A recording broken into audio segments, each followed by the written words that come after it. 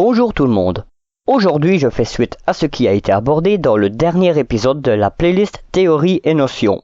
Dans celui-ci, j'ai parlé des semi-conducteurs en abordant l'atome du silicium. Cependant, c'est bien d'aborder les atomes quand ils sont seuls. Qu'en est-il lorsqu'ils sont regroupés à plusieurs? C'est ce que nous allons voir dans cet épisode. Mais avant, si vous découvrez cette vidéo, n'hésitez pas à vous abonner et à activer les notifications afin d'être tenu au courant des nouveautés de la chaîne. À présent, il est temps de découvrir le contenu de cette vidéo.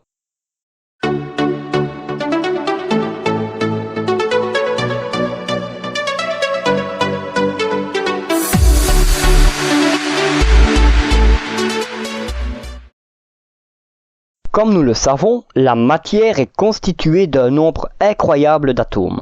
Ils peuvent être éloignés ou rapprochés l'un de l'autre. Que se passe-t-il pour le silicium lorsqu'ils sont très proches?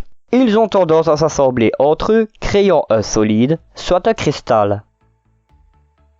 Comme nous l'avons vu, le silicium possède 4 électrons de valence. Ainsi, un atome les partage avec 4 autres atomes voisins, pour finalement obtenir 8 électrons sur son orbite de valence. Comme nous venons de le voir, chaque atome voisin partage un électron avec l'atome central. Par conséquent, l'atome central de silicium a 4 électrons supplémentaires sur son orbite de valence. Si l'atome du silicium partage les électrons de valence, cela est également vrai pour tous les autres éléments chimiques. Comme nous l'avons observé sur la représentation simplifiée de l'atome du silicium, dans la première partie sur les semi-conducteurs, le cœur de celui-ci est composé de 4 protons, soit une charge s'élevant à plus 4. L'atome central, en récupérant 4 électrons des atomes voisins, les 4 protons du cœur de celui-ci sont neutralisés. Par conséquent, il a une charge s'élevant à moins 4. Les atomes voisins, en perdant un électron de valence, 3 protons sur 4 du cœur de ceux-ci sont neutralisés, n'en laissant plus qu'un. Par conséquent, ils ont une charge s'élevant à plus 1. De ce fait, les atomes voisins sont attirés par l'atome central car ce dernier a une électronégativité plus importante que les 4 autres. L'électronégativité est la capacité d'un atome d'attirer les électrons de valence des atomes voisins. Ainsi, comme l'atome central tire les atomes voisins vers lui, les électrons de valence de chacun sont attirés dans des sens contraires, soit l'un vers l'autre. C'est cette attirance dans des sens différents qui crée la liaison entre les atomes. Cette liaison chimique est nommée liaison covalente. Sur la représentation, nous pouvons aisément voir que les électrons de valence de l'atome central sont liés à un électron de valence des atomes voisins.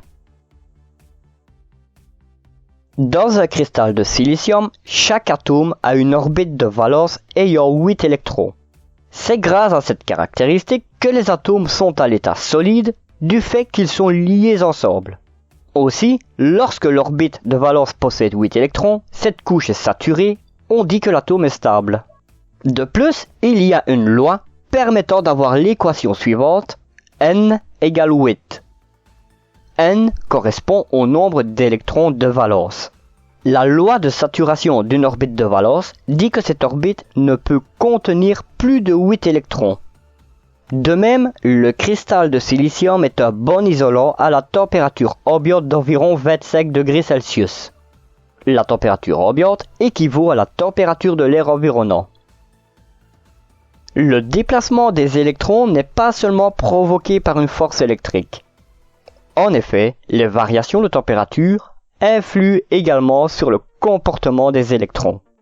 Aussi, les atomes liés commencent à vibrer lorsque la température ambiante est située au-dessus du zéro absolu, soit 0 Kelvin, ce qui équivaut à moins 273,15 degrés Celsius. Plus la température ambiante est élevée, plus ce mécanisme est important. Ainsi, lorsqu'on touche un objet chaud, la sensation de chaleur est due à l'activité des atomes. Ces vibrations peuvent enlever un électron hors de l'orbite de valence. Cet électron possède suffisamment d'énergie lui permettant de rejoindre une orbite plus éloignée. C'est donc un électron libre.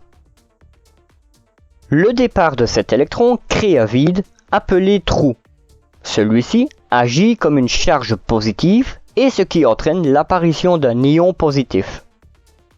Les charges négatives étant attirées par les charges positives, ces trous vont capturer les électrons évoluant dans le voisinage car l'apparition d'un trou doit être comblée.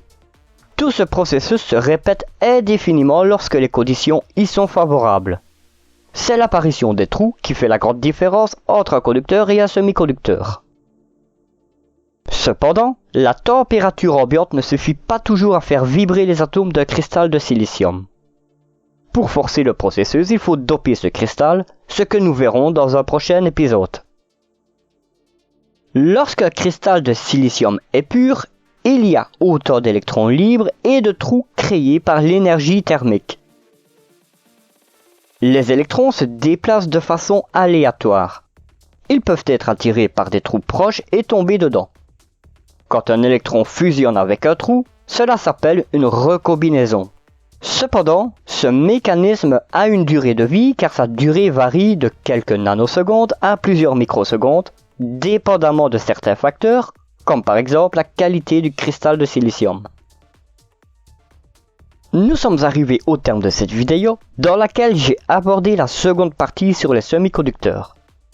Nous avons vu qu'un atome de silicium peut se combiner à d'autres afin de former un cristal. J'ai aussi abordé les notions de liaison covalente, de saturation de la couche de valence, des trous et des recombinaisons.